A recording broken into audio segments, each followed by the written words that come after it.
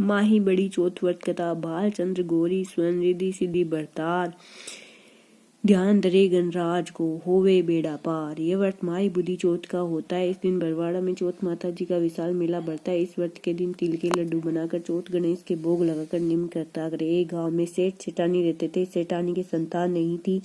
एक दिन पड़ोस की औरतों को चौथ की कहानी सुनते हुए देखा और पूछा कि इससे क्या होता है। तो औरतों ने कहा, चौथ का व्रत करने से धन पुत्र और सुहाग मिलता है। इस पर सेठानी बोली, हे चौथ माता, मैं नहाई रह जाऊं तो 1.25 सेर का तिलकुटा व चौथ का व्रत भी करूं। बाद में वह नहाई रही। फिर सेठानी बोली कि हे चौथ माता, यदि मेरे पुत्र हो जाए तो 2.5 सेर का तिलकुटा करूं। उसके पुत्र हो गया और पुत्र विवाह योग्य भी हो गया। फिर सेठानी बोली कि हे चौथ माता, मेरे बेटे का ब्याह तय हो जाए तो तेरे 5.25 सेर का तिलकुटा करूं।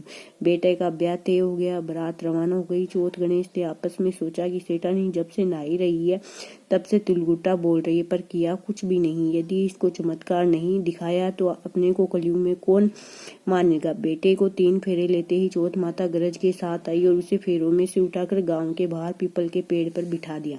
वह लड़की गणगौर पूजने के लिए दूध लेने के लिए गांव के बाहर जाती तो वह पीपल के पेड़ पर से आवाज देता कि आरी मेरी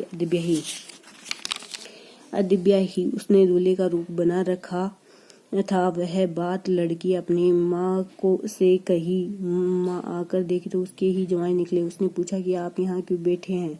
तो जवाई बोला कि मैं तो चौथ गणेश के गहने रखा हुआ हूँ। मेरी माँ ने तिलकुटा बोला था, वह किया ही नहीं।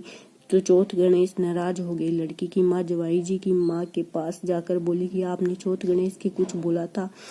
तब वह बोली कि तिलकुटा बोला था। इस पर दोनों ने चौथ माता के 1.25 मनी बोली। चौथ गणेश राजी हो गए। उन्होंने दूल्हे को उठाकर पैरों में बिठा दिया। सेठानी के बेटे बहू घर पर चले गई। चौथ माता की कृपा से उनकी गृहस्थी बसी। दोनों ने चौथ माता के 1.25 मनी कर दी। चौथ का व्रत करना शुरू कर दिया। जय हो चौथ माता की जय।